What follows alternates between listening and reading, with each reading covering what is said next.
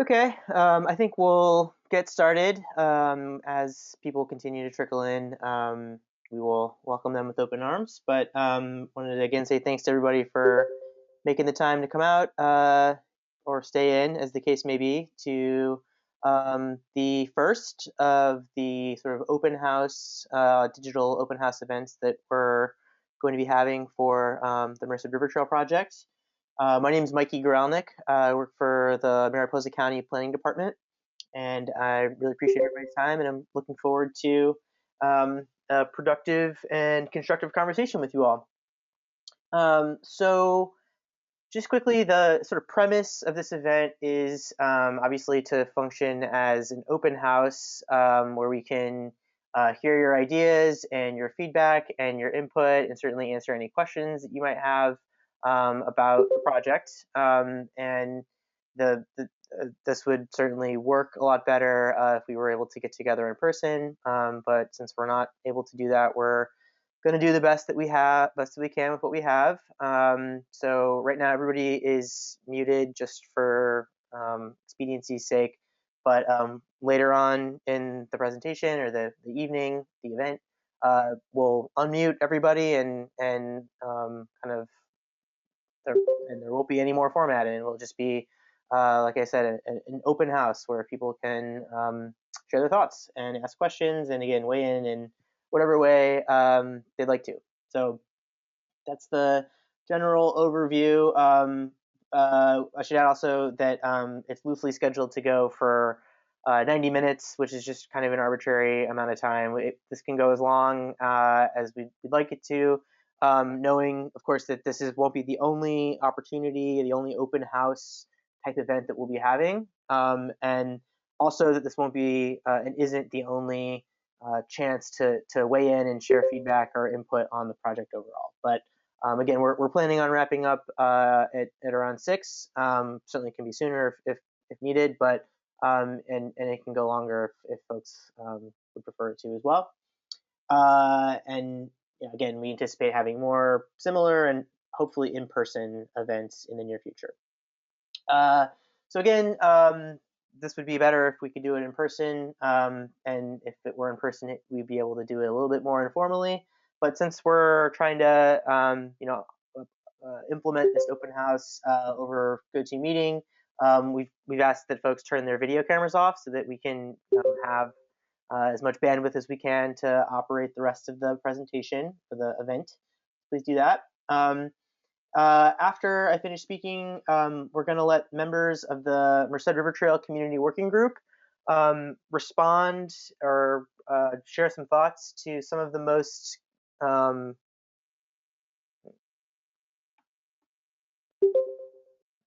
think somebody sharing their screen that's not me. Sorry about that. Quick little technical issue. Okay. Yeah, I think we're back online here. So what we're going to do is we're going to, like I was mentioning, some of the members of the Merced River Trail Community Working Group are going to respond to or share some thoughts on some of the most commonly asked questions we've been hearing. As you can imagine, and I'm sure many of you have shared questions or comments or feedback or input with members of the project partnership, including members of the working group. So we'll just sort of address some of the bigger questions first. And after that, that'll be a good way to sort of prime the pump, we hope, for a more kind of open discussion later on. So after we get through these kind of key questions, we'll open it up, and the floor will be yours to share any questions or ideas or recommendations or anything else you'd like to pass on at this point. So that's the plan. I should mention, if you don't need to be following along on a screen or anything. We don't have like a substantive presentation right now. We just have a couple slides to help follow along in case anybody like calls in the middle of the presentation and doesn't know who's talking or what's going on. We've got slides for that up on the screen right now, but there's no presentation. And if you're just calling in on a phone or don't have an ability to see a screen, that's totally fine, and you're not missing anything. And finally, I should add that this whole presentation is being recorded and will be uploaded to the county's YouTube page and made available online as soon as possible. So with that, I'll turn it over to the first of the members of the community working group that's going to be responding to the first one of these FAQs, frequently asked questions, which is, why are you even working on this project? And why are you working on this project now? So with that, Ralph Mendershausen, if you want to unmute yourself and begin, that'd be great.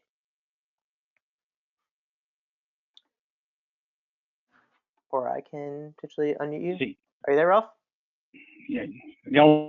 Okay, I was starting to freak. No worries. Okay, can you hear me? Yes, sir. Loud and clear. My name is Ralph Mendershausen. I'm the vice chair of the community working group for the Merced River Trail project, and a 40-year activist for the Merced River, the South Fork of the Merced, and the Merced River Canyon. I've been asked to talk about the Merced River Trail for a few minutes, about the background and our reasons for discussing the trail and why now. But first, I need to make a couple things clear. First of all, the Merced River Trail exists now, and the pressures on it are increasing. This group, the Community Working Group, these are volunteers developing with popular input a concept for the trail. That is our project, to develop a concept. We do not have it. We are making it with popular input, such as yours today. So I'm glad to be here and have the chance to talk and to listen. I need to address the questions of why we're discussing this now, what the county's role is, what are they getting out of it has come up. And I do also want to say that the county does bring a lot into the concept, or can, but we are just beginning to discuss concepts for an existing trail. I'm not a county employee, nor have I ever been. I've been knocking heads with the county most of these years over this canyon because the county has generally taken an extractive approach to the rivers and the canyons, a very short-sighted approach, I might say. I think the trail concept development is a new departure, or can be, for Mariposa County, whereby the county commits to the values of the landscape, one of its many fabulous landscapes, by the way, as part of a long-term view of offering a remarkably diverse outdoor lifestyle. It's a wonderful, if challenging, place to live and grow. As our tourist economy has grown, so have the pressures from tourism, and we see those. People in the park know this better than anybody else. We see it in the canyon too, more and more. The canyon has seen many controversies and challenges over its natural condition in my time here. For me, it began with suction dredging and then went to the wild and scenic designation for our rivers, which was a successful effort. I should also say the dredging is no longer allowed. These rivers, the Merced and South Fork, are now wild and scenic rivers, thanks in large part to local activities. Then it went on to the commitment to a south side of the river fix for the Ferguson slide. That is to not have these arcing viaducts of cement over the wild and scenic river. That was successful in avoiding that. That was the initial Caltrans proposal, and it was a horror. And then the next one to come down the pike was something, the wilderness debate of year 2000. That was for the South Fork Merced watershed. That did not go too far. And then the MID's plan to raise Exchequer Dam, the Exchequer spillway, and flood some of the wild and scenic river we've been busy protecting. That has not gone anywhere yet. It's still probably something they want to do if they ever had the water.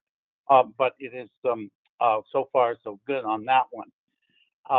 And then it came most recently to the relicensing of Exchequer Dam, and then the ensuing hard negotiations between MID and BLM over recreation. Now, I've played a part in all of these issues, but that's not my point. My point is that it's never done. These things, it just seems like it doesn't go away. There's always going to be, that's why we're here. We care, and it's precious. The rivers and canyons are never protected for good because changes and issues keep arising. Our community, and that means our county, needs to be invested in this area as a community, and that is invested in its surroundings. And that should not be hard when it comes to the Merced River Canyon. The genesis of the community working group and the river trail discussion is in the planning, lies in the planning department of Mariposa County and not in the Board of Supervisors or a supervisor. This concept development was proposed to the board in the late summer of 2019, and our committee was created in September of 2019. I joined for the reasons I stated, and many others joined who care deeply about the River Canyon and its preservation.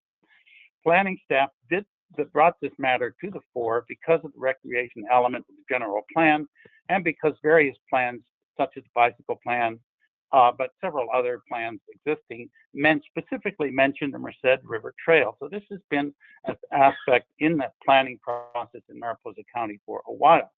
And it seemed like it was time to bring it up and decide what it was. The Merced River Trail, by the way, also figures in wild and scenic river plans of BLM and other federal agencies. So it's, but what is the it? That's what we're doing here. What's in this river trail for the county? Well, that question does come up because of the past history of the county in the canyon. But my perception is that the community group will be answering that. In other words, we are not being told it will be this or that, or you need to. We have no mandate to promote the trail through advertising. I want to make that very clear. Personally, I find any activity of that sort by the county or agencies promoting the county to be would be extremely harmful to the long-range interest of the county in that area because the infrastructure is simply not there. The resource is very fragile. So this is certainly not meant to be a come and see activity, from the get-go. This is certainly not appropriate. I think it is in the county's interest to take great care and preserve its remarkable values. One of those, recognized in the wild and scenic river plans of federal agencies, is recreation. The county, it should be noted, can bring much to the concept of the trail concept. That may be new. I think it's new for me too. How? The county will interact with the 3 federal land management agencies in the 30-mile stretch above Bagby. We'll have an overview of the entire trail. That the agencies actually will not. We'll be in a position to help acquire rights of way and private lands and have taken some steps in that direction. These lands, if they were acquired, would reasonably be turned over to the government agency managing the surrounding area. The county can help also deal with mitigation measures such as existing toxic waste or mining waste on private lands in the canyon. Currently working on this sort of thing. The county is also able to organize volunteers, education programs, school programs, and help deal with invasive weeds, which currently plague the canyon and have for a long time. The county can actually help improve the canyon experience. And also in terms of education, I mean, we just had this one talk by Rob Grasso more recently, and it was very informative. And I think that kind of thing is, and so far as we know more about what is there and has been there, we can take better care of it and plan better for it. So I expect there'll be more of this sort of presentation. And so why this concept now? Because it's obvious, I think the pressures are growing on our canyon and the trail. I don't have statistics, but I do know that when BLM was working on, when the MID BLM negotiations were going on, there was some sort of a survey of trail use, and it's a lot more now. And that wasn't long ago. That was like 7 years ago, So these pressures on the trail cannot be wished away. I suppose they could be ignored, but I don't think that would be smart. You do not have to have lived here for 50 years to see these pressures. We have a trail between a growing Central Valley University town and a world-famous national park. Go figure. Add to that social media, which can do surprising things to a town or trail when the park shuts down or the road below Bryceburg gets closed. And park feeds also have a way of sending folks down the river. But back to social media. Unfortunately, it is already promoting our trail as people discover it and post stuff about how they cannot wait to take their dog there. This is happening now. And the Bryceburg, the clearing of the trail by BLM above Bryceburg has made the trail far more beautiful. That's on the north side of the river, of course. And it's more visible too, though, from Highway 140. We see more and more cars pulled over, parked along Highway 140 at Bryceburg and elsewhere. Signs are needed where none were needed before.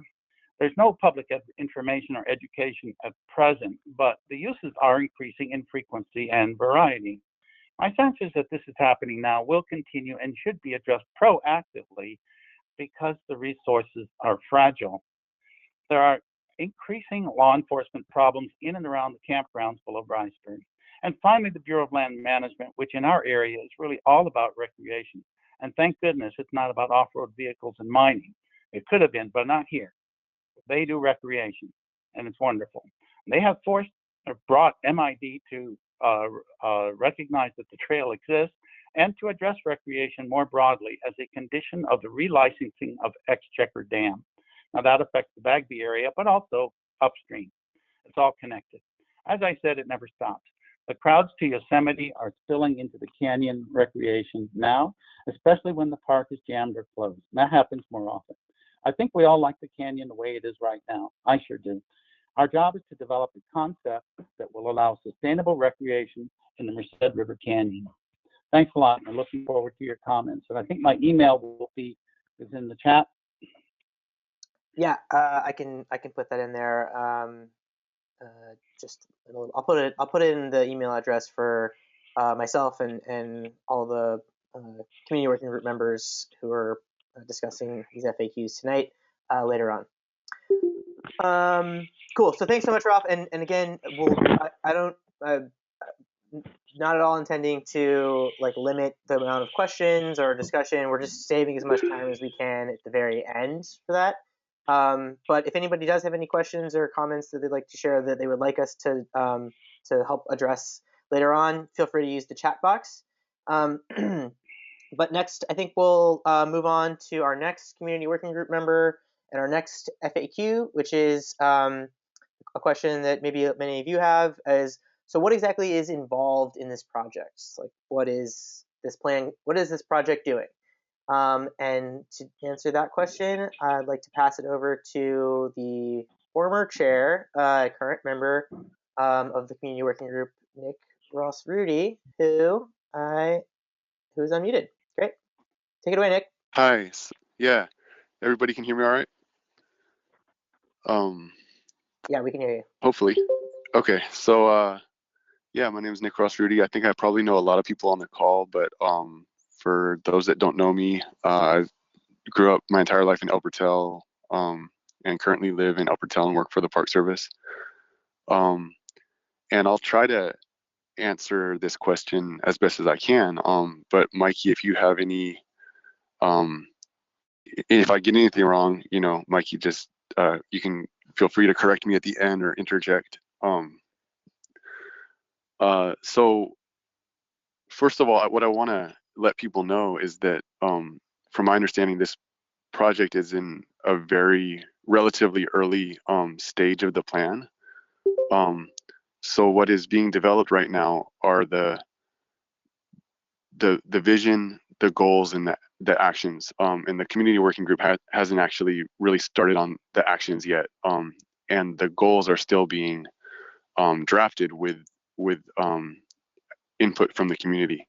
So basically, the community working group is made up of community members, and we've been working on this set of goals, which then the intention is to get as much input from the community as possible to make sure that those goals are really in line with a community consensus, which is what this meeting is all about. And then the actions will be developed in similarly based off of what community working group members already are aware of in terms of, you know, what we have witnessed or experienced in terms of what are the desires of the community, to compile a set of actions which would then be bounced off of the community, and gather more input from the community to make sure that those actions are also developed in much as accordance with the community's wishes as possible. And then those goals and actions would be used to then develop an actual plan, which would be the implementation of the project. And that plan and the implementation, which would be based off of the goals and the actions, would be subject to environmental review, and there will be, you know, that is what will be then have to get, you know, approved by the community and the agencies involved before it's implemented.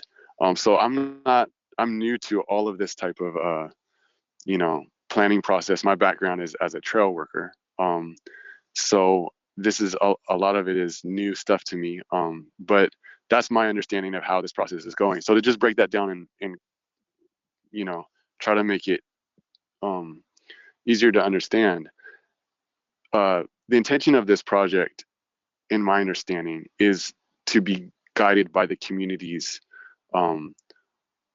wishes and consensus for what the community wants to be done for the Merced River corridor and the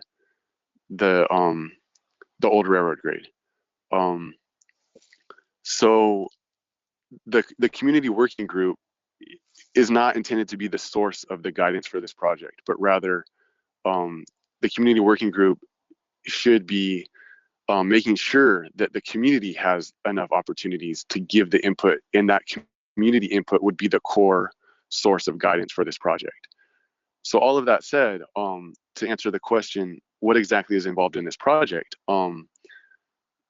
First of all, I'd like to clarify something which I think might be helpful to clarify from the start. And I've talked with a few people about this, and I know Ralph and Mikey have also tried to clarify this, but there was a project done by there was a group of students at Cal Poly who did a project. I believe Mikey asked them to do a project as an exercise, developing a plan for a trail on the Merced River Canyon, which was shared at the first event that I was ever where I first became aware of a Merced River Trail plan was at this event at the Grove House back in 2019. And it was confusing to me at first until Mikey explained that this was just an exercise, that the designs from this project, the drawings, which most people have seen, they were on the county website for a while. That's not an actual county plan, but it was confusing to a lot of people that why those were being shared. And so I just want to, you know, clarify that from the start, that that's not a plan that is being, you know, planned or intended. And I actually, when I saw that, I was really taken aback that I thought that was being planned. And that was an exercise meant to stimulate discussion, according to what Mikey told me, which I think it stimulated a lot of discussion. Mostly from what I heard from a lot of people was that's not what we want. So in terms of what the actual trail would look like, nothing is set in stone. Nothing is, you know, like the plan hasn't even gotten that far yet. We've got a set of draft goals, which are still being fine tuned, and part of this meeting is you know, getting input from the community about that. So from what Mikey told me, and you can clarify this, Mikey, once we develop goals and actions for this project, they would have to be clear enough that those goals and actions would not be able to be misunderstood when it came to the implementation of the project. So if there was, specifying in there that we want to make sure that there is minimal impact to the area that would cause negative impact to the wildlife there, well, then that's going to have to be adhered to with the implementation of the project. Obviously, that's a really complicated issue. That how can you assure that? So that's something that I think there will be a lot of discussion about, and that's part of what these types of, there's more of these types of open house meetings planned to get that kind of discussion from the community. But in terms of, the actual, like what would the trail look like? I think at this point, from what Mikey has expressed, and what I understand, there was not really any consideration of bringing material in to grade this trail with like concrete, or not concrete, like gravel or road base or something like that. It would be the natural trail surface. That seems to be what that's what's being considered. But like I said, this is all going to be based off of the community's input. So if people are expressing that there's a desire that there would be no unnatural material brought in, or any material brought in from outside of the area, that would be included in the actions, and then when it comes, just to clarify real quick, I'll say one thing. Sorry, didn't mean to interrupt, but no, please do. And I this is Mikey. Nick is 100% right, and also just to add to that, like, it's not that that's my view, my personal view, or my, that the idea of there being, like Nick said, for example, no imported materials, or not paving the trail. It's not because that's my personal preference or my vision for the trail or the planning department's vision for the trail. It's because of a number of reasons, but primarily because that's clearly not what the community thinks would be appropriate for that area.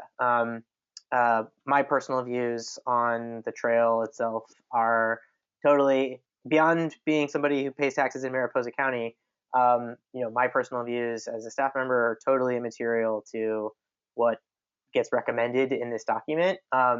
And so just I wanted to make sure that people understood that. But again, Nick is 1,000% right that the community has expressed a very clear and led by, I would say, immediately led by the community working group members, expressed it like a crystal clear preference statement in support of a minimal trail work, as minimal trail work as is needed for the rest of the project's vision and goals to be realized. So just wanted to make sure that was emphasized. Go ahead, Nick. Sorry. Yeah, thank you, Mikey. Thank you. And I'm gonna try not to go on too long, but the other thing that Mikey asked me to address, which I'm happy to talk about, is the route of the trail is also not set in stone. There was a map that was produced by the county showing a potential route for the trail that went from Bagby all the way to Foresta via the railroad grade, and then El Portel and up the Foresta Road. And that was being considered as kind of the route or a potential route for the trail, but it wasn't part of the plan. It was just, that was the route that was being considered as this plan is being developed. But there are a lot of concerns from people in the El Portel and Foresta communities about a trail going through these communities and up the Foresta Road. And so what Mikey expressed to me during a talk that we had with Rosemary and Ryan from the El Portel Planning Advisory Committee a couple weeks ago was that based off of the responses that the county's gotten from the surveys, the last survey that was put out, just based off of those responses already, it seems that route would not be a viable option because there's there's a consensus amongst these communities that that route would not be a good thing for these communities. So the community working group hasn't actually, that survey is still open, and the community working group hasn't looked at those responses yet. But that was just what Mikey expressed to us, and you can speak on that when I'm done, Mikey, if you want. But the route is nothing is set in stone. So if the county receives, the community working group and the county receive input from the community that the community really doesn't want the trail to go in a certain area, then that is what will be taken into consideration in this planning process. So yeah, what I want to encourage people to think about, or how I would like people to consider this project, is that you have a lot of say in this project as community members. And not only do you have a lot of say, but you have a lot of knowledge that is very special and crucial to the planning of a project like this. As local community members, you are the most intimately connected to this area. So you have knowledge of the wildlife, you have knowledge of the terrain and seasonal changes, including dangerous situations like high water and stuff like that. And you also, as people living in El Portal and Foresta, we have a lot of knowledge of use patterns, witnessing how people use areas, and what kind of things can go bad and what kind of things can go well. So in this meeting and in further opportunities to provide input, I really encourage people to give your input, both things that you do not want to see and things that you would like to see. Giving that input to the county will help the community working group and the planning department make hopefully make a successful project. And I also want people to know that if there's, from my understanding, if there's widespread opposition to this project, period, like people just don't want this project at all, it seems like it would be difficult for this project to go forward if there's a consensus that there's a desire to not develop this trail at all. That being said, I don't think people should feel that if you're opposed to aspects of what has been proposed so far, that the only option would be to oppose the project, because the intention of the project is to get the community's desire for what would the community want if a trail were to be developed in the river canyon. Therefore, if you have concerns or problems with certain aspects of the project, of what has been either proposed or potentially proposed, I would encourage you to weigh in with what what you would want, because if people are involved in this project, you can guide it to be what the community, hopefully the community can come to a consensus on what is desired for this this project. So I was accurate in my portrayal of this process, and I'll let Mikey add to that. Cool. But that's, yeah. Go ahead, finish up. I didn't mean to interrupt. Sorry. No, that's pretty much all I wanted to say. I want to encourage people to be involved, because that's the intention of this planning process. Absolutely. And I thank you, Nick. And just one quick thing, or one or two quick things that I can add. This is Mikey again. Is we 1000%, like Nick said, are like this. This project feeds off of your input. But to say that we're not actually like there's no nothing has been proposed. So there's no like proposal like to respond to or to object to beyond the notion of like a trail on the rail grade. Where on the rail grade, how far it goes, where it goes after it leaves the river canyon, what it looks like, what it's made out of, who can use it, or not who can use it, but what types of uses does it support? When are those? Are there like seasonal regulations for those different types of uses? there is no proposal. There's no there's nothing that no decision has been made or no suggestions have been made regarding any of those details. And to use Ralph's phrase, that is like the it that we're talking about and looking to get input on and direction from the community on, and we're looking to make those decisions together collaboratively. But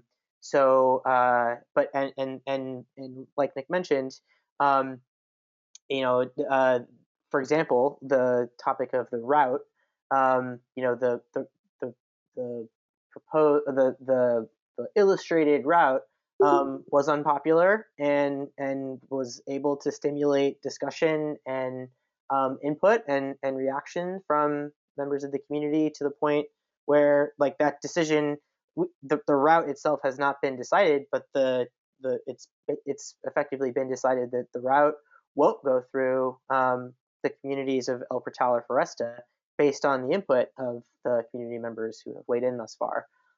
So I mean, we can say with certainty that because of the participation and guidance and direction that many of you all and certainly others have provided, the trail will not be going through those places. That is not going to be the Merced River Trail. We don't know what it will be yet, but we definitely know it won't be that. And as far as knowing what it will be, the conversations that this process has kind of engendered thus far have lent themselves to some really excellent suggestions from members of the El Portal community and other people from Mariposa County overall who have suggestions for alternative routes that are really super appreciative, and that's the kind of thing that we're looking for to get all the ideas out so that we can incorporate them into the planning process and so the community working group can be knowledgeable about them and engage with them, and we can have them on the table. So yeah, just wanted to echo that sentiment that we're looking for ideas, we're looking for feedback and suggestions to decide or to recommend to answer some of these questions. So hopefully that's clear, and if not, we can certainly discuss it later on in the evening.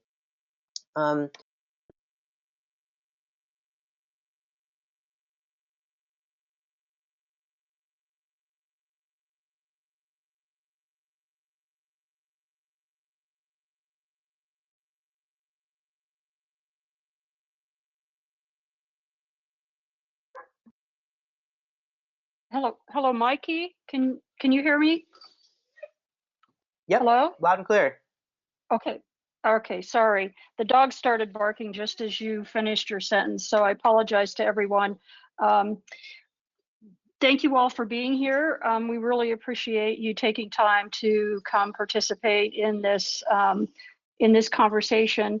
My role is to talk about what the county's role is, and what I will describe, I think, is based to some extent on the experience that I've gained in working on the Mid-Pines community plan. But what the planning department does is their role essentially is to be a convener, a facilitator, a recorder, a writer, a reconvener.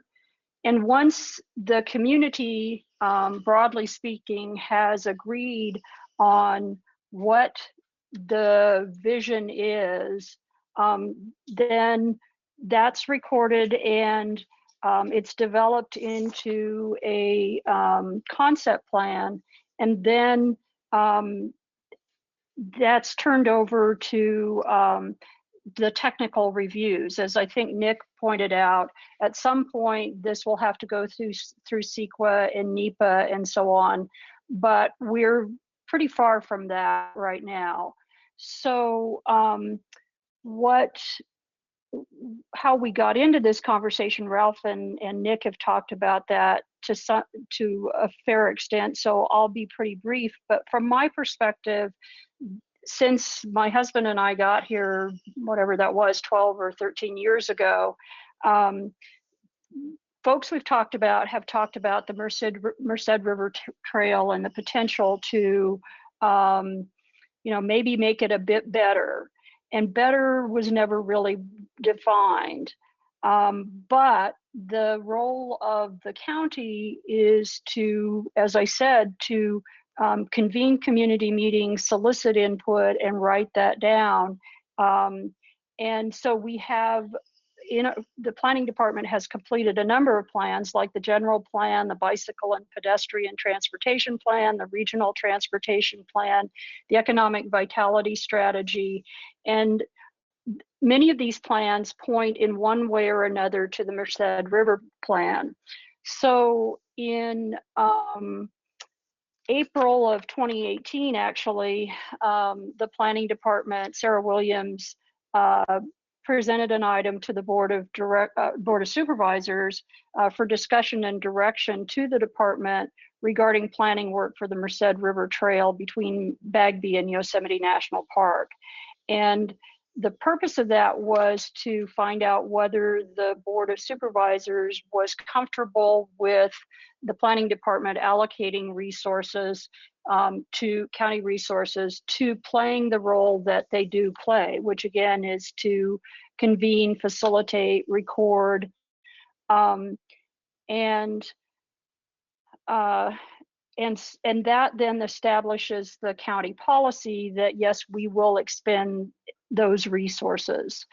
From there, we have gone into the programming strategy phase where we engage with stakeholders and we develop a vision. And we are in that process. What I will say, and this is no criticism of Mikey, I think everybody on this call has some experience with the difficulties that we've all faced in readjusting our work processes in order to be able to continue to make progress in spite of the COVID pandemic. And so we've kind of stumbled along a little bit, but again, the primary goal is, as everyone who's spoken before me has emphasized, is to reach out to the community to develop a common vision for what the trail might look like. And then from there, figure out what the development concept might be. And then it goes into the more technical phase. So that's what we are about. We're trying to take another approach to soliciting community input through this process. We know that it's been frustrating for people. It's been frustrating for us as well, in the sense that we haven't been able to make those person-to-person group contacts. But one way or another, with your patience and your willingness to be part of the conversation, we'll get back on track and we will make some progress toward an end goal here, whatever that may be. And again, that will be defined by the community. So I guess I think people before me have talked about the role that the county can play a role in bringing in federal agencies to be at the table. We talk periodically with BLM and with the Forest Service, and so they are part of the conversation. But as you know, many of the federal agencies are strapped for resources. So our planning department is playing the role that it usually plays, again, which is to convene, facilitate, record. Let's see, I don't know. I'm not sure how to respond to this question about, well, I guess, Mikey, you're going to go through these in the chat, or? Yeah, well, so I'm just trying to keep up with them as much as I can right now. Some of them, but if people want to ask them like later on, or ask them again, I can address them. We can cover them then, kind of in the open house component. But currently, there's a question, kind of trying to a suggestion that it would Let be. me, Mikey, if I could, maybe, I think I've been sort of following it. I see I would start, unless you tell me differently, I would start with something from Insect, Well, which says, regarding the process, are you I find myself, are you finished, Rosemary, with kind of your yes, okay, so I am. let's get into Yep, the you're right. open Yep, housey you're right. Let me segment. get into the forum. Yep. Okay. Okay. So we've given you responses to some of the questions that we've encountered most frequently. And so we're going to open it up to any questions you have regarding where we are in what we think of as a process, and what the vision might look like. And so since we're doing this in an open house format, but we're doing it virtually, we're not going to be enforcing time limits, but we're going to ask, especially since we've taken up a fair amount of the time, we're asking people to be concise, so that we can cover as much ground as possible. And are you going to put up another? Anyway, I'll go ahead. Yeah. So, and if you're not speaking, please mute your microphone so we don't get any background noise or feedback that interferes with other folks' ability to hear what's happening. And if you are having a hard time getting in your question, let us know in the chat and we'll make sure you get a chance to speak. And then also, please be respectful of other folks, and we'll go from there. Cool. Thanks, Rosemary. So basically, the way that we're going to do this is that people can just unmute themselves and ask a question and start speaking. So there's really, we're trying to make this as much of an open house as we possibly can, and so that's what we're going to do, knowing that it might, just hopefully it works out. I mean, I know it'll work out, but hopefully it doesn't, get too noisy or messy. But this is just the way that we don't want to control the dialogue or put any undue burden on or make it feel like you have to kind of provide your input in some specific kind of way. So it's just going to be open. Before having said that, I tried my best to respond to as many of the questions that I could in the chat, but I'm going to just go through again and make sure that I got everyone. So Paul Amstutz, okay, so Beth Pratt indicated, wouldn't a trail just ensure more pressure? There are other. So this is like a maybe a larger discussion question, which we'll come back to. Regarding whether or not a trail would increase development pressure or use pressure. It's not a question for me, so it's just a good point. So we can revisit that.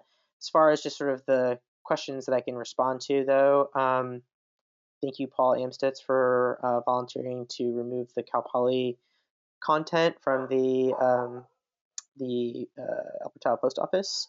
Ryan had a question. Mikey, let me just interrupt there, because I meant to address Ryan's question. I think all of us know that starting with a completely blank slate in a conversation is, while it's fun to be creative, it's not necessarily respectful of people's time and the use of their time.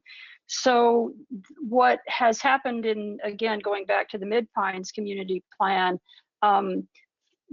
there was a community meeting in 2013, I think it was, and then late 2013, and then in 2014, there were examples of documents that were provided to the members of that community. So what the planning department often does is it will provide some documentation that provides a basis for conversation, so people are not having to start from that blank sheet of paper. The material that was created by the folks from San Luis Obispo was just, it was some information to get people talking about a possible vision for a Merced River Trail, and we were planning next steps at that point. They were created only to serve as a stimulant to conversation and to build some excitement around the idea of a conversation about a trail, or developing a vision regarding the trail. And so Paul is absolutely right. It's we are at square one of planning, and nothing has yet been decided.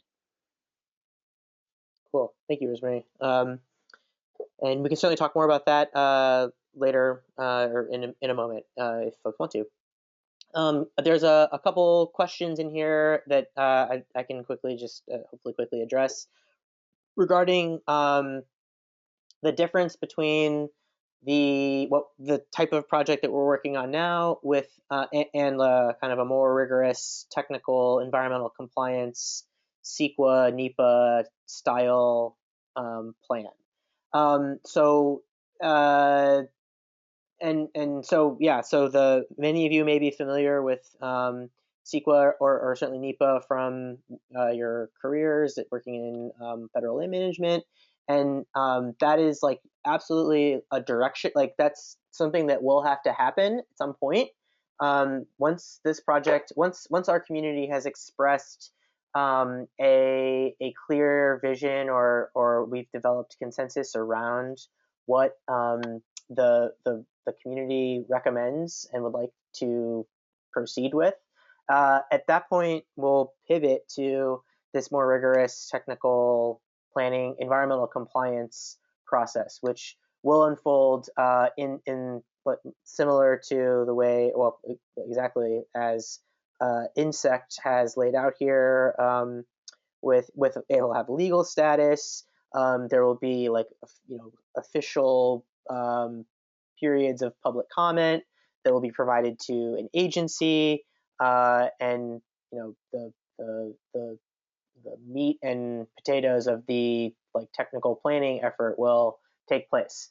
But not knowing what the community would like to see, or is comfortable with, or is excited about, or not knowing what the preferences are of the residents who live upriver or elsewhere in the county, we're not in a position to be recommending or developing any alternatives. So we're quite far from the point where we're going to be like going through that type of process. So we're still very early in the visioning process. As I think folks have indicated, I'm sorry to cut you off, but no it's months, if not a year or two or three away before we get to that CEQA NEPA process. Exactly, and rather than start there, we're starting well before there, so that that later point, that more regulatory effort is something that's also collaborative, but has a clear sort of direction, and we're organized and efficiently able to implement that, so that the project can proceed quickly. So again, so I guess hopefully that's an answer, but if not, I will stop talking now and take notes, and open the floor up to anybody that wants to chime in. You have the floor. Okay, who has questions that they'd like to voice right now?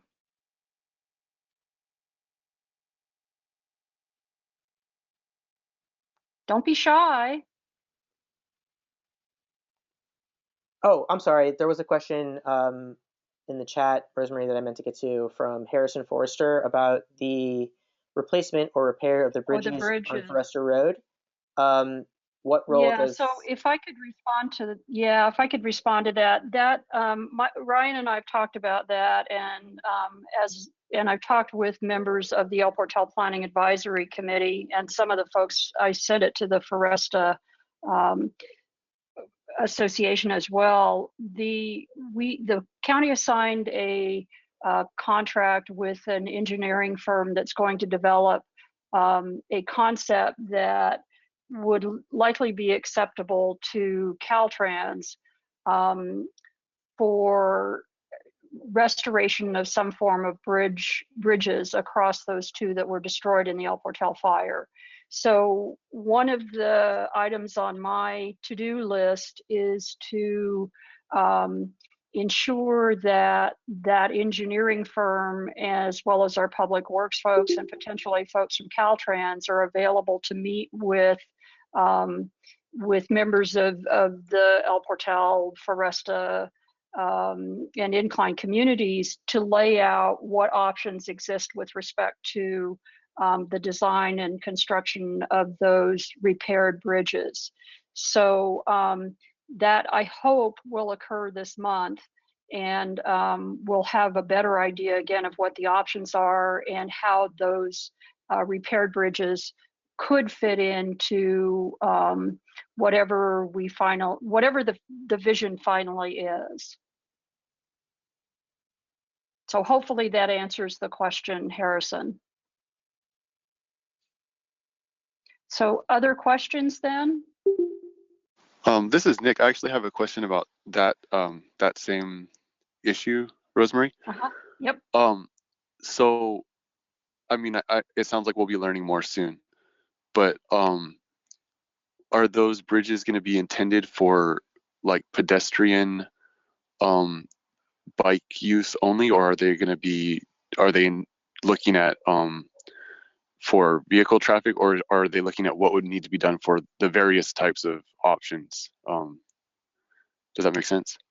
Yeah, no, it does. And I think, Nick, that my expectation is that whatever is constructed, since we're using Caltrans money, is that it will have to meet one of their standards. It will have to meet their standards. And so my expectation is that we're looking at something that is equivalent to a one-lane road. I'm not I'm not a civil engineer, so I have no idea what kinds of options exist with respect to the design of the replacement bridges. But again, my expectation is that the Caltrans requirements form a box within which we may have a few options as to what they might look like, but it's not going to be sort of a completely open conversation if we want to use their money. Does that answer it, Nick? Yeah, I think so. I have more questions about it, but I think I'll hold off until we have another El Portal Planning Advisory Committee meeting, just to not take too much time away from the actual talking about the Merced River Trail itself. I appreciate that. And again, I have committed to, as you know, because you were there, I've committed to ensure that we have a community meeting, probably virtual, to talk about, to have the engineers present what they have in mind and what options exist. Thanks, Rosemary. Sure, thank you. Okay, anybody else? Questions? I could just bring up that there's some interesting points being raised in the chat right now. If you don't mind, Paul Amstutz indicated that the concept of primitive is something that they're really keen on regarding the river trail, and as far as the character and the condition, the character of the trail, and the, hopefully I'm capturing this right, condition of the landscape and the types of recreational uses that are encouraged in that area. or in the trail, by the trail, through the trail, and also went on to suggest that suggests, or that if you working from that sort of assumption, that would indicate or suggest a minimal trail work that would really just consist of things like brushing, maybe a little. I'm adding this part, but maybe a little tread installation in certain areas, and a few simple plank bridges would be all that is needed. And I don't know if Nick or Ralph want to kind of chime in on kind of what the community working group has discussed regarding, or sort of what the community working group shared, or where the community working group sort of stands on those views. But if either of you have anything to add, feel free. Oh, also an addition to that is Mr. Ramses also added simple interpretive signs to promote education, which was a point that Mara brought up. The sort of central role that the river trail, or maybe just outdoor recreation opportunities like this one in general, can do to promote a sense of stewardship and having people, providing people with an opportunity to connect directly with the resource, meaning nature, which again is something maybe Ralph or Nick or if any other members of the community working group who are on the phone right now can respond to. That'd be great.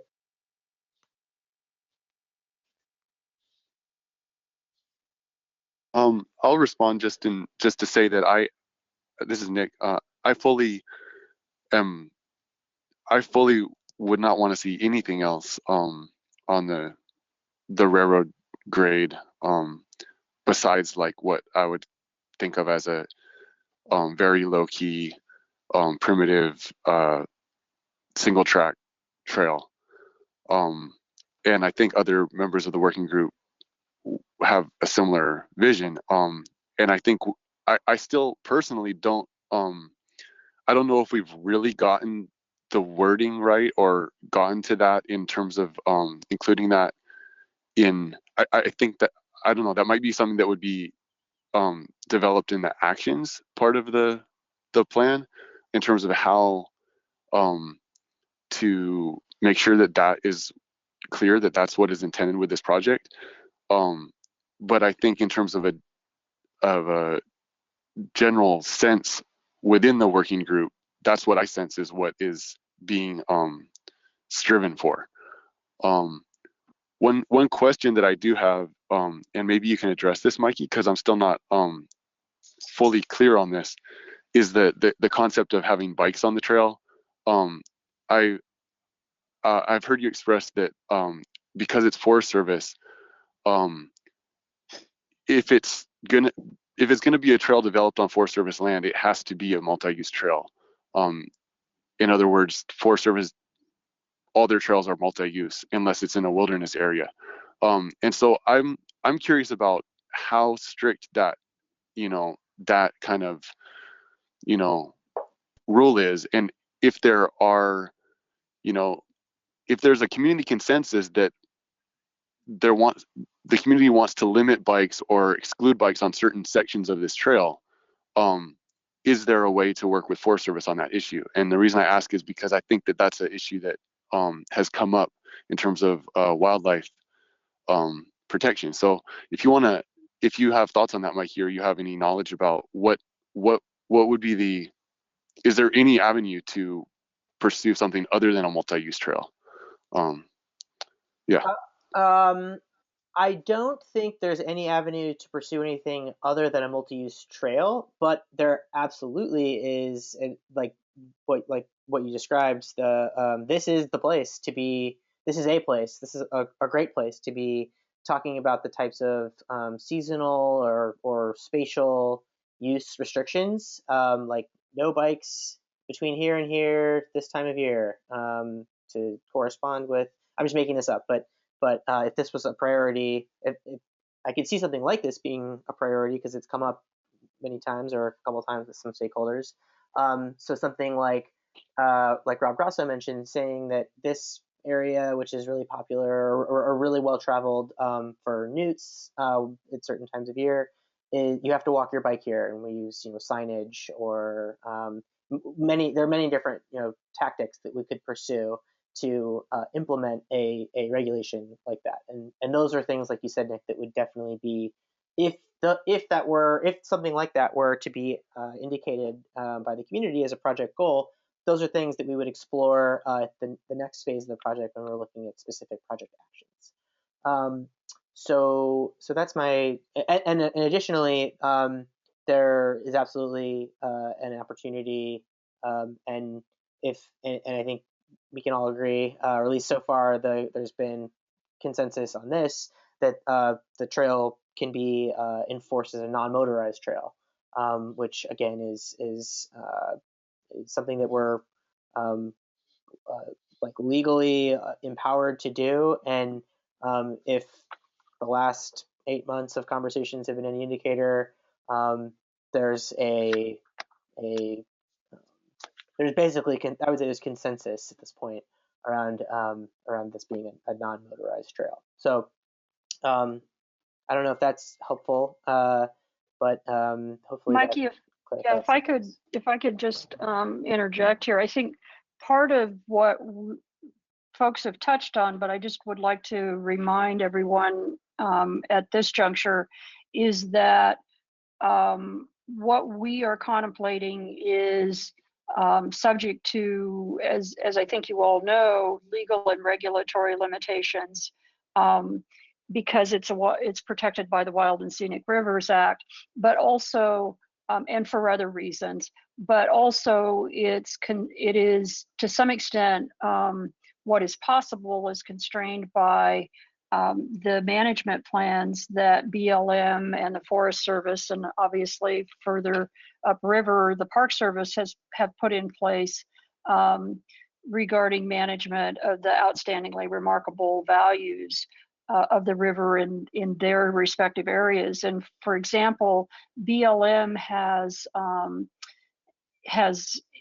a policy that they will not allow motorized vehicles. I think it's from essentially Railroad Flat down to Bryceburg, if I remember David Greenwood's input correctly. So we have to be mindful of that, and we have to work with the government agencies to ensure that we are working with them. The other thing that I'll add is that my husband and I are also members of the Upper Merced River Watershed Council, and I don't know if Holly is on the phone, but one of the, if you are, Holly, speak up, but I know she was talking about the idea of having, apparently we did at one point have docents that were volunteers, and they would essentially provide information to hikers who were going along the trail. So I think one of the main, I guess, opportunities that I see, and maybe this is a bit what Karen Amstutz was talking about, is that if we come together as a community and develop a common vision as to what we would like to have there, then we can tap resources such as the Upper Merced River Watershed Council did some years ago to do things that are truly innovative in terms of educating people and protecting the resource. But we need to have the conversation, develop the vision, and figure out how we might get to where we want to go, that concept development phase. And it's an exciting opportunity. But that's all before we get to CEQA and NEPA. Rosemary, I wonder if I could ask a question about that original item that was put before the board. It did sound like there was a description of a route there that the planning department was requesting to investigate and allocate resources to a trail that connected from Bagby to the national park. And wonder if you could just give a little more light on that initial language and how that still does or does not play a role here, as well as how does that intertwine with the bridge replacement work that is ongoing on the Foresta Road. Thank you.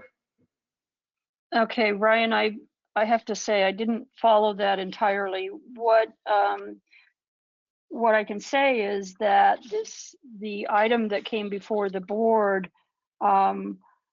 was what we call a discussion and direction item, and I think essentially it was outlining the concept of how to build on the railroad bed and potentially develop a trail along that railroad bed that would go up to the park, and that process would follow what I laid out earlier, this idea of the visioning and the goal setting and all of the things that have been talked about. The specific conversation about the bridges, golly, 2018, I'm not even sure that we had that we knew that we were going to be able to get money for the bridges at that point in time. I'd have to go back and figure out that timeline relative to the April 18th presentation to the board. I think at that point in time, we were still thinking that we might have to go look for funding to build some sort of footbridges. But, again, I'd have to check the timeline. I don't know if that covers all your questions, so let me know if I've missed something. No, I think that was a good response. Thank you. I appreciate it. But just to be clear, is the Board of Supervisors then still expecting this process to offer a recommendation that does connect to the park based on that initial approval? Well, the way that I would think about it, Ryan, is that, and Mikey was part of that conversation, but the way that I think about it is that it's sort of the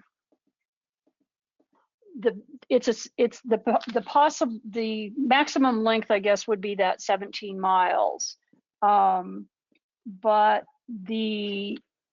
what comes back to the board would be the culmination of the community visioning process.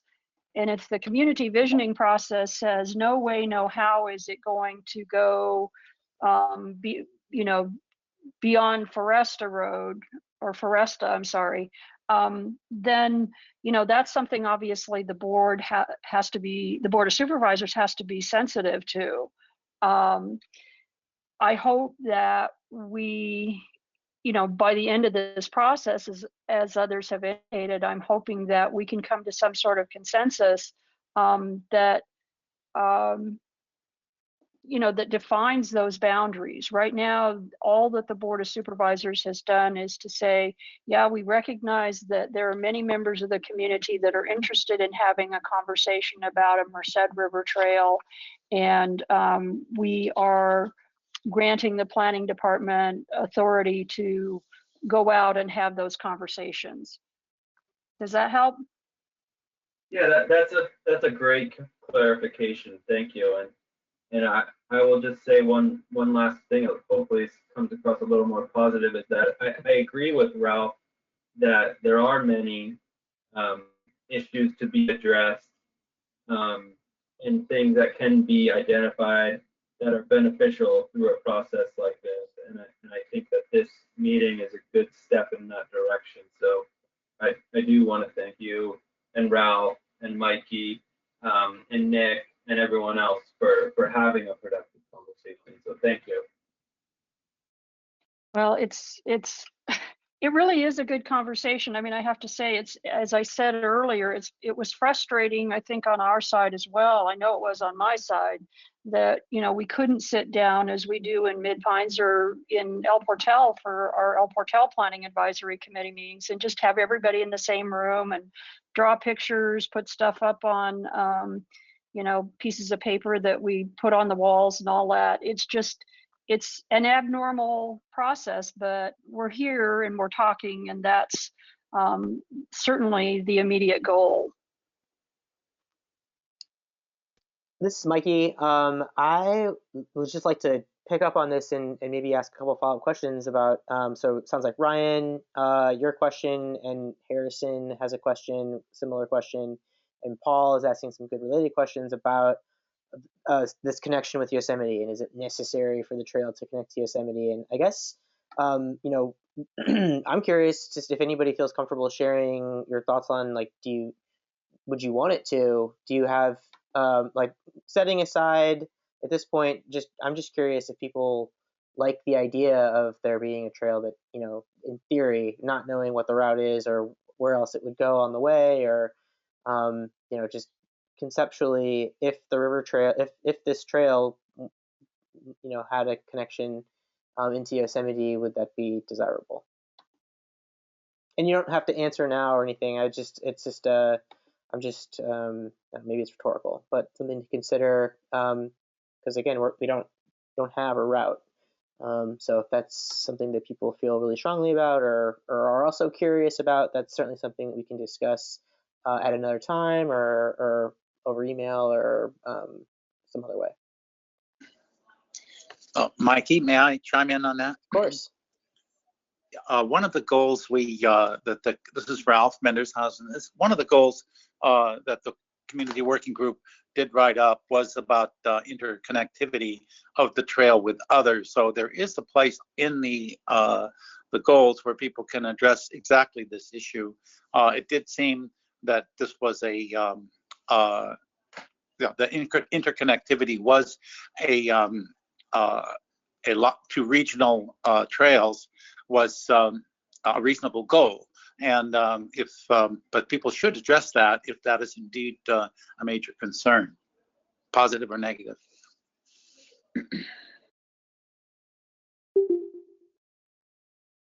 Thanks, Ralph.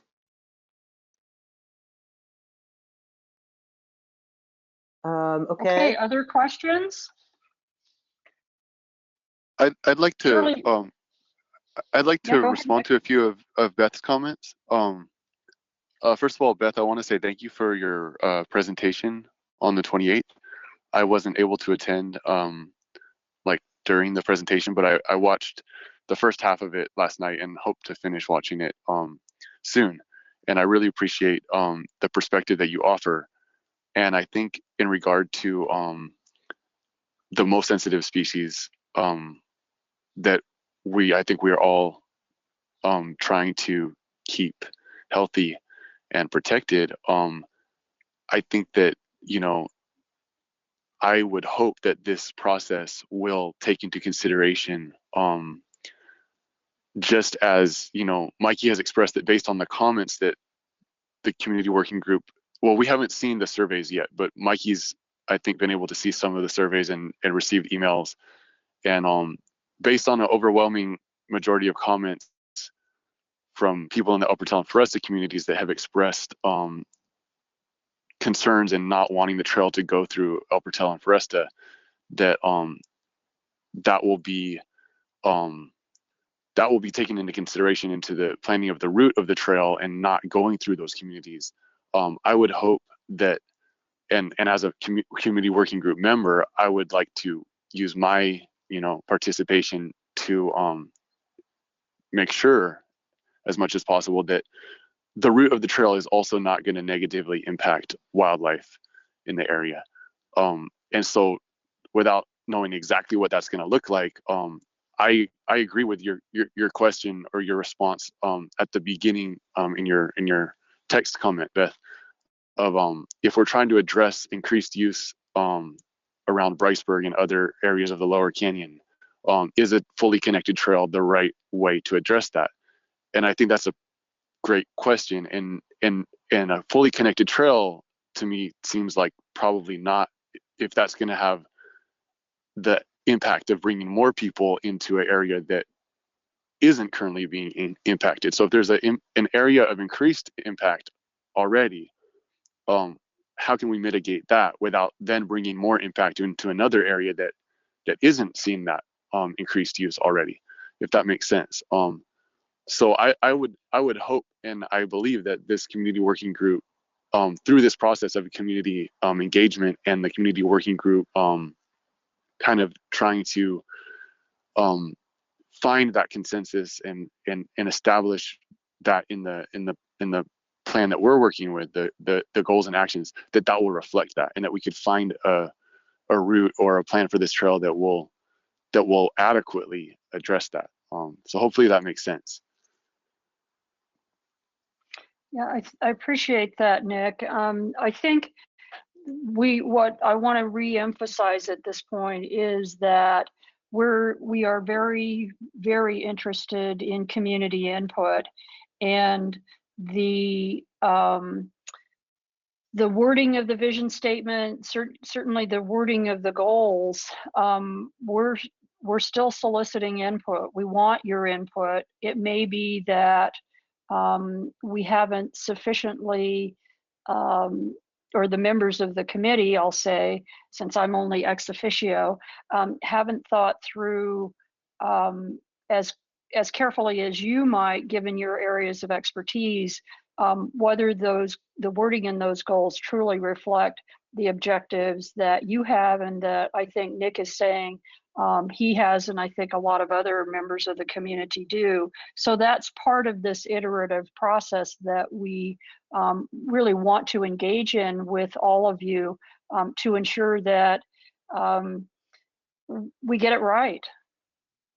Yeah, and that's a great point. Oh, Ralph, did you have something to say? Yeah, I wanted to also point out that, yeah, in terms of getting it right, there's been a tendency in the past for folks, maybe in Albertal, to be mainly concerned about what happens right there. That's changed. That's a while ago, but it is all one river, one trail, one canyon, and therefore it is just as important what's going on below Railroad Flat down to Lake McClure, just because the trail doesn't go through. Yeah, the whole thing is your business and ours. So you do need to watch the whole story. That's all. Yeah, that's absolutely true. I see there's something in there about electric bikes. I know Ryan had raised that with me. I don't know enough about electric bikes to be able to comment, but I think that is absolutely a conversation that that we should have. Maybe bring in somebody who actually knows about them and what the implications are, and then continue the conversation from there. And I can add just to that. This is Mikey again. That that's an interesting, and this is something that the working group has been experiencing. I'm not gonna say struggling with, but just something that comes up frequently with the working group when we're so our process has been to for developing currently we've developed a vision statement that has been we've received input from the community on and has effectively been adopted. And now we're working on developing project goals that are in draft form and that we're seeking input on right now. The working group members will come to our working group meetings, which are public meetings. We meet the group meets the third Thursdays of every month. From I guess the time has recently changed, but it used to be from anyway. They're public meetings, and we can make those are we can broadcast those if folks would like a link. But in any case, the way that process has worked is that the working group members discuss draft vision statements amongst themselves and go through kind of a collaborative effort to recommend or to come up with options of draft vision statements for the community to weigh in on. And after the community weighs in on them and provides votes or edits or modifications, as the case may be, decide on a vision statement. during that process, most people are more interested in talking about specific project types like e-bikes or like other kind of more specific examples. And it's been interesting for us to remember to zoom out and to focus first on not the specific projects or more granular topics, but to understand to come to consensus around like what are the bigger ideas first so that we can work our way down towards those more specific projects. So an example of that might be to look at, right now we're seeking feedback on the draft goals.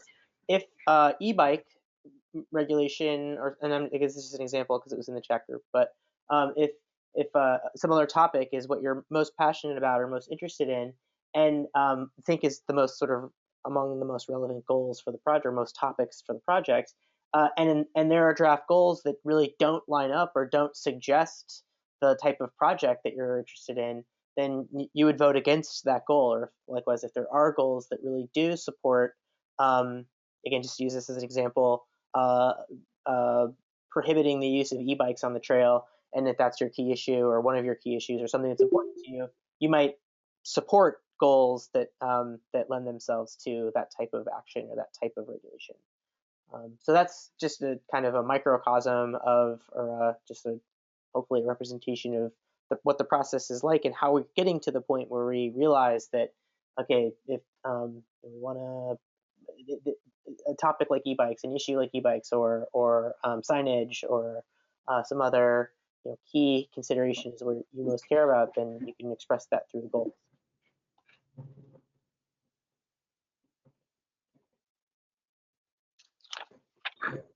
Just to kind of push what Mikey just said, this is Jessica Thompson. I'm part of the community working group.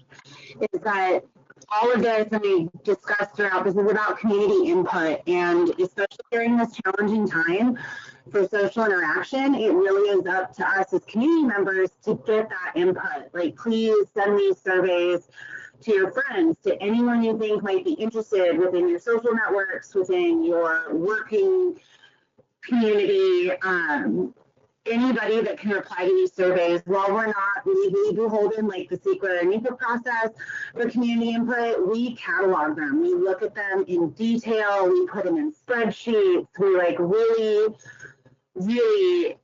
focus our process of community input on the materials that you guys provide us. So anything, any survey that gets sent in makes it onto our radar, and we look at it and we discuss it, and it's factored into these drafts that you're seeing. So the more people that we can have respond to these in more detail, the more material we have to work with for these plans. That's absolutely true, Jessica. Thank you for mentioning that. And what I would just emphasize, Ralph had asked that we make our emails available, and I think many of you know Nick and Ryan and me. I'm always available, but I think feel free to attend the meetings. As Mikey mentioned, they're on the morning of the third Thursday of every month. You can call in and just listen in, or provide some input there, or talk with members of the committee. As Jessica was indicating, we really are looking for your input and your ideas, your thoughts, so that we can pull something together that is truly reflective of the community's interests. And I just want to mention, in response to Laurel's comment about the potential for increased use, I think I am not the expert on this trail. All of you are much more experts than I am. But what I have to go back to Ralph's opening comments regarding why we're having this conversation. And while we don't have data, what I have heard from people that I've spoken with over the years is that the usage is increasing. And so the question I have to ask is, do we want to pretend that increase is not occurring, or do we want to acknowledge it is occurring and will likely continue? And have a conversation about what our vision is and how we manage that usage in order to ensure that that vision is becomes real. So that's, I mean, I appreciate your concerns, Laurel. I would have the same ones if I lived in Foresta or El Portal for that matter. But I think it's a matter of talking about what is the route and what is our vision, and how do we ensure that that vision is actualized. Does that make sense? And just to piggyback off that, or just to reiterate, in case anybody wasn't present during this part of the event tonight, but the route and feedback, like your perspective, Laurel, about as an El Portal resident, or rather a Foresta resident, concerned about the impacts of the trail on your neighborhood. That kind of consensus feedback that we've received from El Portal and Foresta residents have influenced the project to the extent that the trail will not be going through El Portal or Foresta any longer, or never really was intended to either. It was just an option, and that option is no longer on the table because of the clear kind of direction and guidance that we've received throughout this process from people like you. So yeah, so just to piggyback off what Rosemary said, that that and what others have said also, that input is essential and productive. So thank you. This is Beth. Rosemary, I just wanted to thank you for your comments. I did just want to sort of probe that a little bit. It's a question I asked originally, I don't think was answered, that I agree there's increasing use. As someone who's been using the trail for 20 years, I think some of it is because it is now recently being promoted as more bike and user friendly.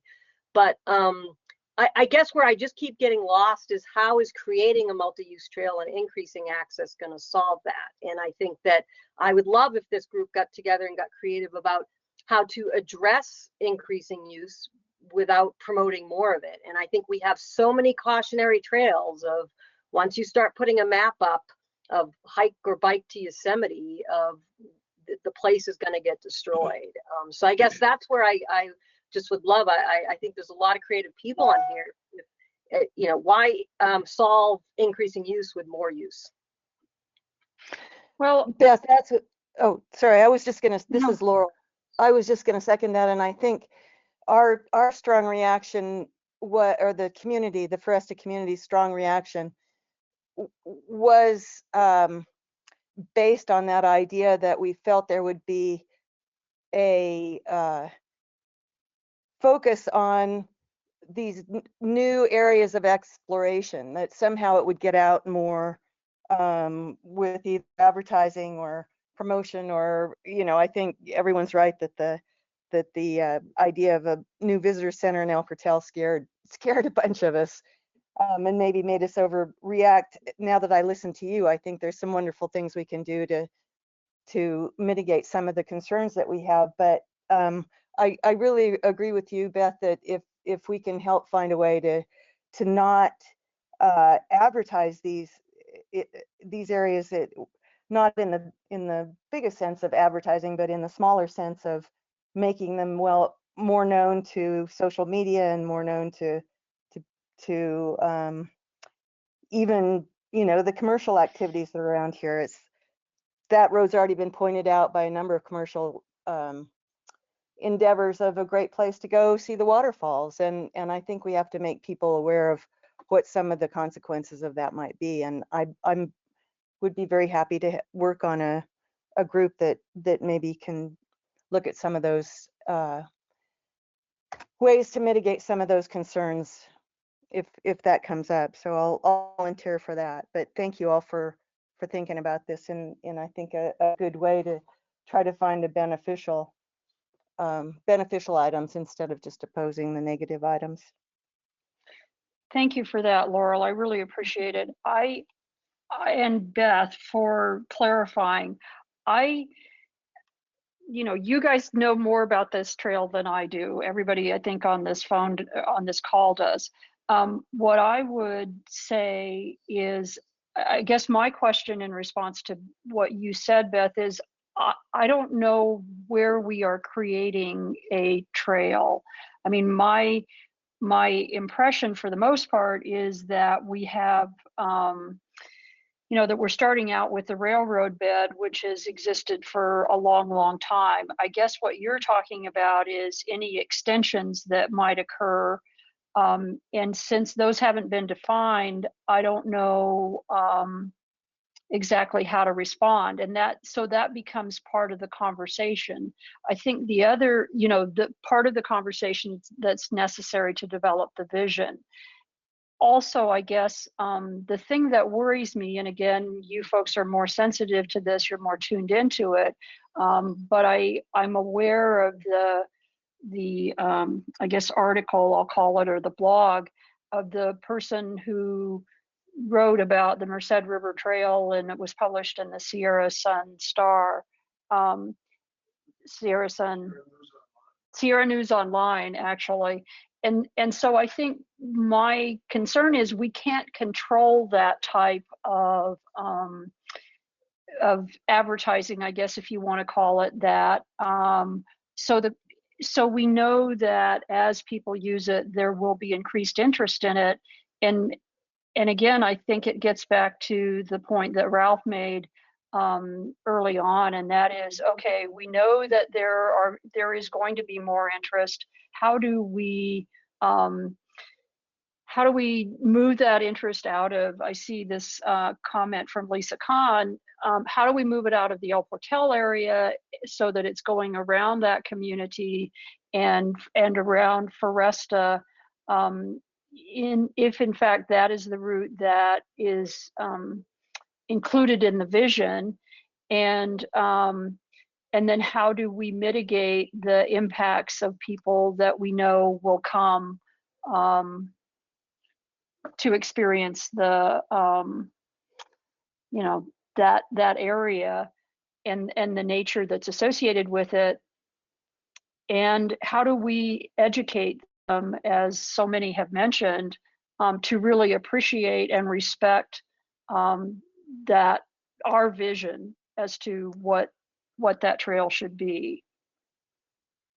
Rosemary, I really appreciate your comments. And I think what, you know, for those of us who use the trail, and again, like you said, at least at this point, it seems like nothing's been determined, but the things that have been thrown out and proposed, once you start making it easier and doing, you know, improvements, that's what you, of course, you can't control social media, but as you increase the ease of access, you know, right now it isn't the easiest thing to do. I've hiked it, but it's not the easiest thing to do on a bike or things like that. But if we really are going down the road of putting in footbridges and things, and that's when you start promoting more use in these areas. So I think that's where I agree 100%.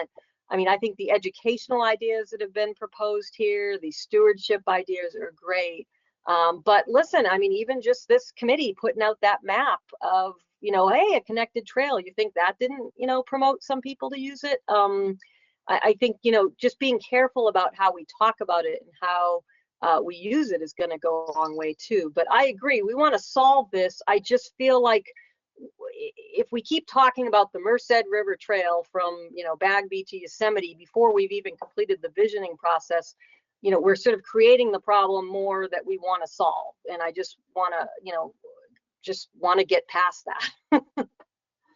So what you're saying, I think, goes back to, I guess it was Karen who said, let's start small. What I think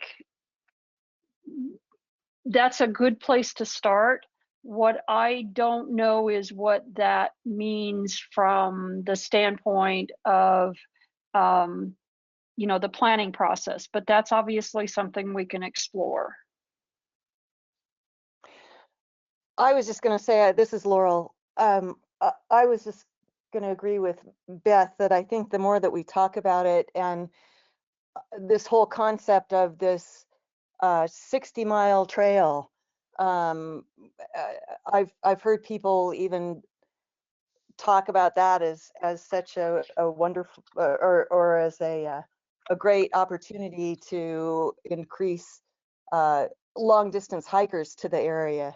So I think we really have to be very careful about how we talk about it and how it's put out, and how much publicity it gets, because I really agree with Beth that it catches on like wildfire when you start adding the Yosemite word to it, and long distance trails, and there's people really looking for those kinds of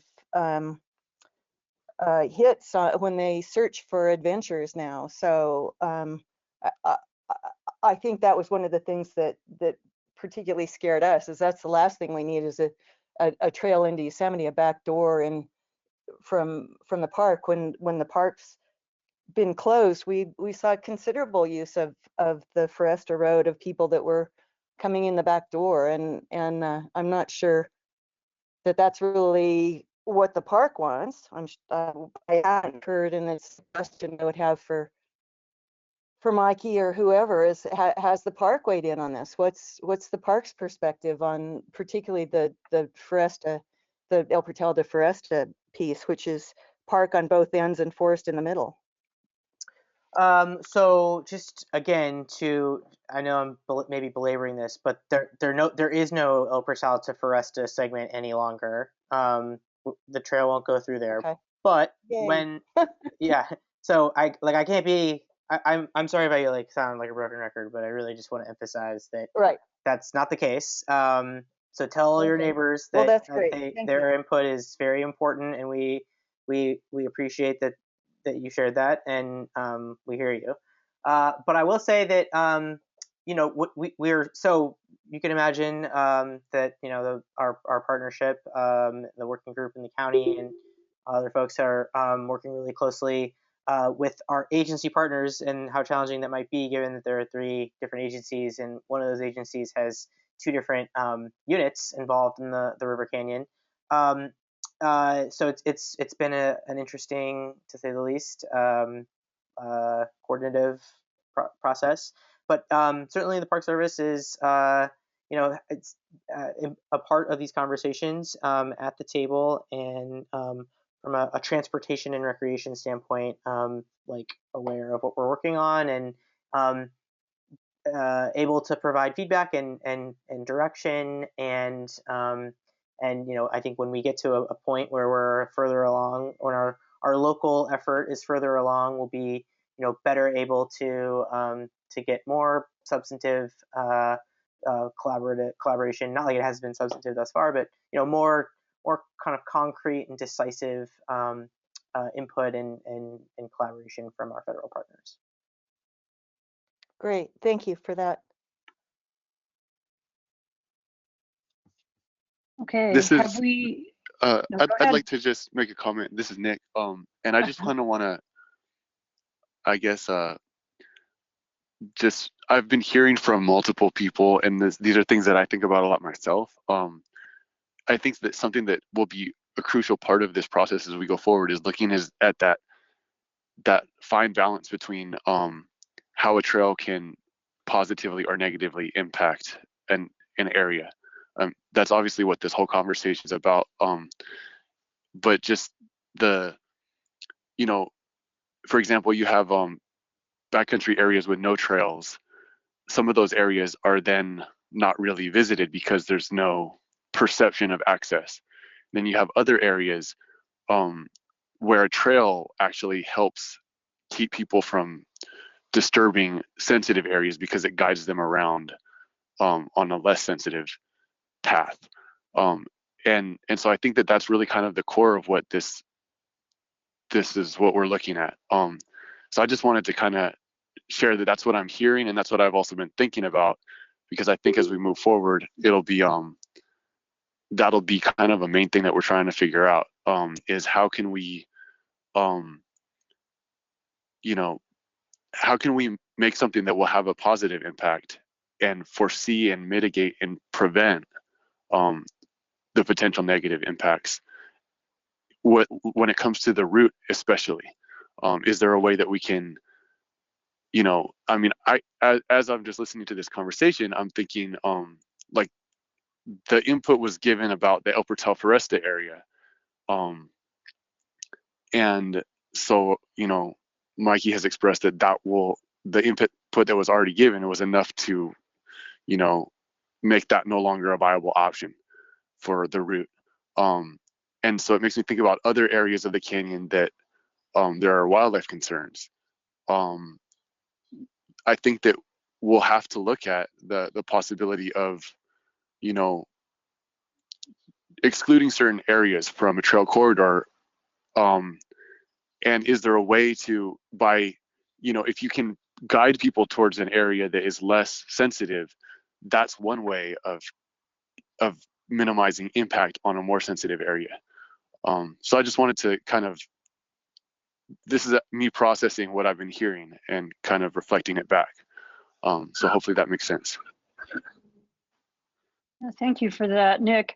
I guess, I don't know how much longer people want to stay on the phone, but I am sensitive to this comment about how we talk about the river. And I guess I would, or this trail concept, and I would ask people, what is the right terminology?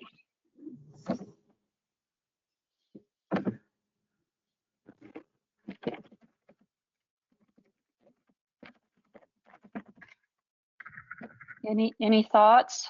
Can you repeat that, Rosemary? I just want to thank you for posing that. I think that gets to the crux of the issue. It's just always been called the Merced River Trail when it keeps coming back to what are we trying to solve? I think what's come up a lot tonight, which is a little new, is that, oh, well, it's getting increasing use, so we're trying to solve that. That's great, but that's very different.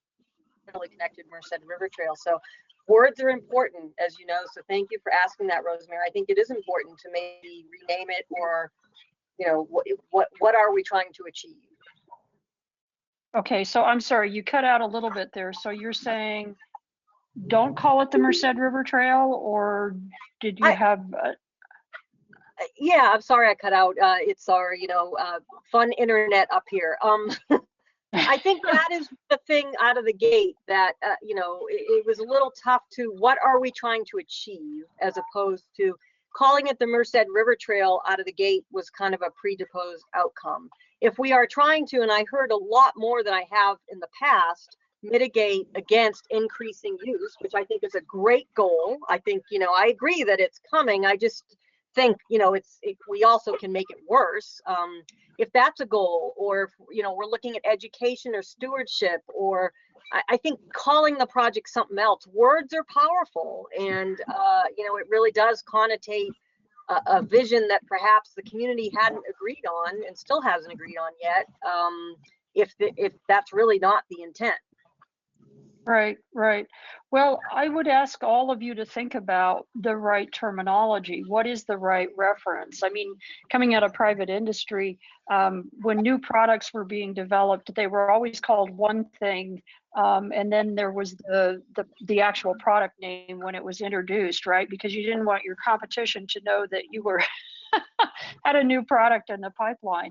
And so I see this as being a little bit similar, but all kidding aside, I think, you know, in my mind, and this kind of echoes a little bit of what I've heard or seen in the chat. I mean, there are so many smart people on this call and that are part of this conversation. I just keep thinking, you know, if once we have some common vision, we have amazing knowledge and experience and brain power to talk about some exciting strategies for mitigating recreation in sensitive riparian and wildlife habitat areas.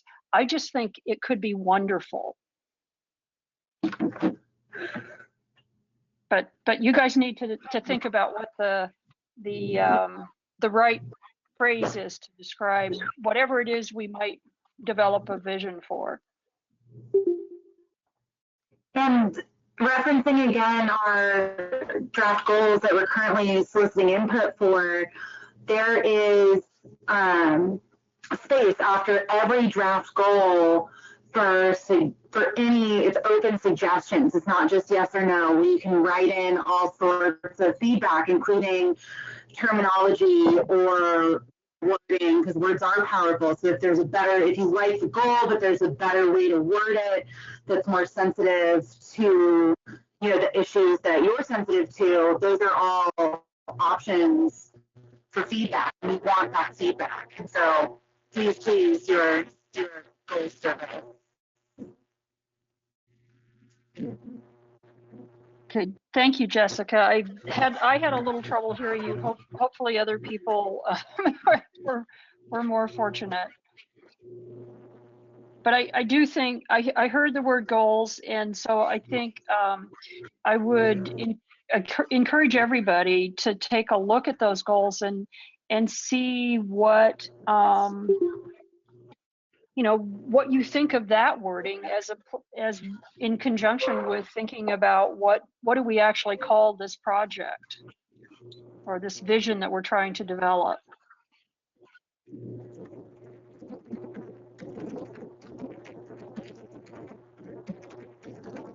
All right, I'm not hearing other questions or comments.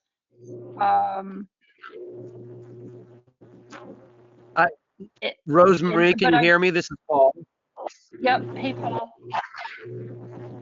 I hope I'm clear. I'm like others with challenging internet. But I would think that what several people have said in the comments too, having the word Yosemite in it and having anything about connection to Yosemite could be 10, 100, 1,000 times more publicity and impact. It's world famous and people come here from all over the planet. The Merced River Trail, if it doesn't involve a connection to Yosemite or the word Yosemite, would fly under the radar a lot more. So I think that's some feedback a lot of people have. Okay, no, that makes a lot of sense.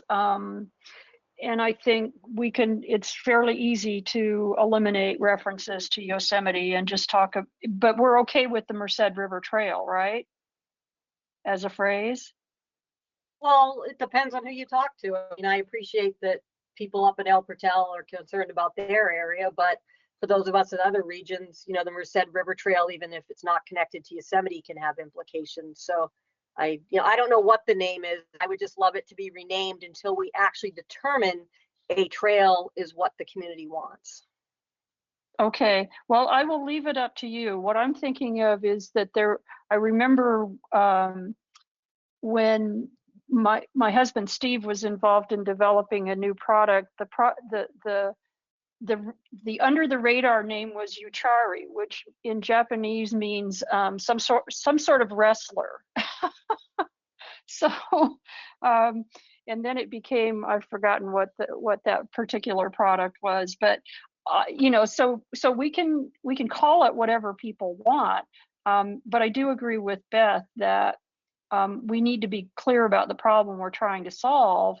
And in my mind, again, it's what Ralph was talking about. It's this, we know that more and more people are coming, will continue to come, and yet we love the river canyon because of the natural resources. So how do we acknowledge that those people are coming and mitigate against negative impacts associated with their presence? Oh, the railroad trail. How about that? There we go, Charles. I just proposed the Merced River Stewardship Project or something like that doesn't have the word trail in it. Because again, is trail the outcome? I don't know, but it's just, if we're talking about we want to preserve the corridor and mitigate against impacts, then that's not necessarily a trail. Okay, all right. Charles, are you willing to go with Merced River Stewardship Project? I think this is great feedback. We may not necessarily, we may not be renaming or naming the projects just in this one meeting, just so that other folks, if it sounds like it's a pretty big topic, we might want to have like a larger conversation with others in the county about that. But definitely a lot of really good, some great direction for sure for the project and recommendations for names and concepts to kind of embed in that name. So, but I think I want to add that I think that it's something that we definitely got to look at, and I like Beth's suggestion, but yeah, I think we should talk about it, and be further discussion. But I definitely agree that when you call something the trail, and this is from somebody who's, you know, I've worked on a lot of the trails in the park, the John Muir Trail, the Mist Trail, the Yosemite Falls Trail, it draws a certain type of, you know, visitation. And there's, rather than like, I'm gonna hike, you know, from such and such to such and such, it's a trail, but it's not called the something trail, and it changes the way that the public perceives that, in the sense of turning it into like a consumable, you know, thing, you know, rather than I'm gonna go hike the trail from, you know, point A to point B. So I think it's definitely something that we need to look at. Well, and again, ask people for ideas. Send them to Mikey, and then they can become part of the material that's presented to the working group, the committee working group. And if you have strong feelings about it, you're welcome to call in to the next meeting. So it's coming up on 6:30. So I'm wondering if we should end this conversation tonight with the recognition that we really, really, really appreciate everyone who took time to be part of this conversation. We appreciate your input, and we hope that you will continue to be part of the conversation, and we will be sure to schedule another open house type forum discussion. So any other final words from anybody on the committee or Mikey? Just thank you, sincerest thanks for your time and your ideas. And I put my email address in the chat box. I also put the link to the goals survey that's currently active. And yeah, like Rosemary mentioned, and I guess I would add also, you know, we're certainly looking for feedback on the project, the sort of substantive components of the project. We're also looking for your feedback on better ways that we can get people's input and make this project as accessible and compelling to be a part of as we can. So if you have any ideas or suggestions for other ways that we can be reaching you and your friends and neighbors and family, let us know. Or we want this to be certainly, you know, meaningful and significant, but also like fun and engaging, and obviously widely participated in and far-reaching. So we're trying to figure it out. Certainly trying to figure out how to do that in the context of GoToMeeting and Zoom. But if there's any way we can be more effective, please don't hesitate to let us know. All right, everyone, thanks again and have a great evening, and we will be in touch. Alrighty, thank you.